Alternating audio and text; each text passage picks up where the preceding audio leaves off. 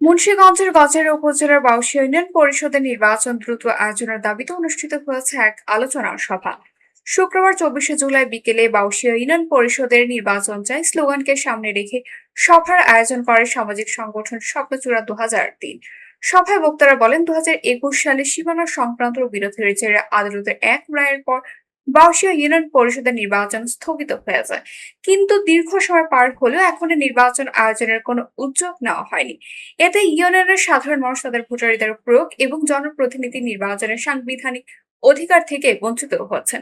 বক্তারা অভিযোগ করেন, সীমানা জটিলতাকে অজুহাত হিসেবে ব্যবহার করে একটি মহল দীর্ঘদিন ধরে নির্বাচন আটকে রেখেছে। তারা দ্রুত এই জটিলতার সমাধান করে দেশের অন্যান্য ইউনিয়ন পরিষদের মতো বাউশিয়াতেও নির্বাচন তফসিল ঘোষণা এবং সুষ্ঠু ও নিরপেক্ষ ভোট গ্রহণের ব্যবস্থা গ্রহণের দাবি জানান। গজারিয়া উপজেলার যুবদলের যুগ্ম আহ্বায়ক ও স্বপ্নচূড়া 2003 এর সভাপতি মাহাদি ইসলাম বাবুর সভাপতিত্বে অনুষ্ঠিত সভায় প্রধান আলোচক হিসেবে বক্তব্য দেন বাউশিয়া ইউনিয়ন বিএনপির সভাপতি হাসমত আলী তাঁতি। বিশেষ আলোচক ছিলেন ইউনিয়ন বিএনপির সদস্য সচিব আব্দুল আহাদ মাস্টার এবং হাফেজ আহমেদ প্রধান। এছাড়া বিভিন্ন রাজনৈতিক, সামাজিক ও পেশাজীবী সংগঠনের নেতারা বক্তব্য দেন।